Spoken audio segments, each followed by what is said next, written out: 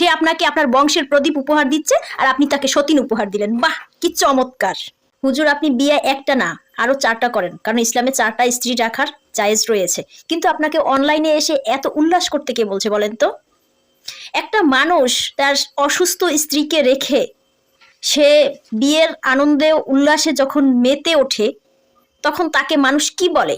সামান্যতম স্ত্রীর প্রতি ভালোবাসা থাকলে একটা মানুষ অনলাইনে এসে উল্লাস করতে পারে না, মিষ্টি খেতে পারে না, বলতে পারে না বিয়ে আমি করেছি, বাচ্চা আমার হয়েছে, মিষ্টি আমি খাচ্ছি, তাতে আপনাদের কি?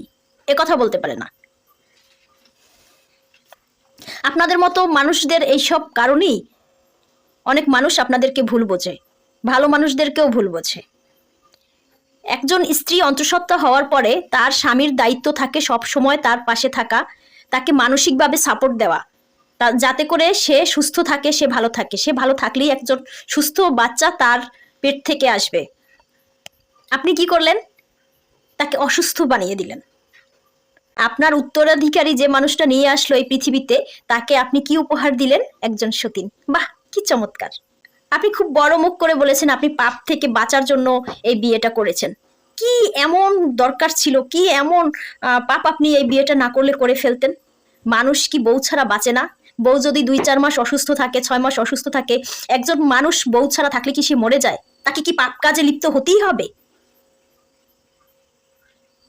আমি তো জানি যে খাবার না খেলে, যদি কারো ভাত না থাকে তাহলে সে চুরি করে খায়, কারণ না খেলে মানুষ মরে যায়। কিন্তু বউ না থাকলে, হাজবেন্ড না থাকলে আমি তো কাউকে মরতে দেখিনি, চরিত্র ঠিক রাখতে দেখেছি। কিন্তু আপনি আপনি এতটুকু ধৈর্য ধরতে পারলেন না। আপনার বউয়ের প্রতি এতটুকু ভালোবাসা নাই, তাকে এই দুঃখটা দিতেই হলো, সতীন এনে দিতেই হলো। সে আপনাকে আপনার বংশের প্রদীপ উপহার দিচ্ছে আর আপনি তাকে সতীন উপহার দিলেন। বাহ, কি চমৎকার।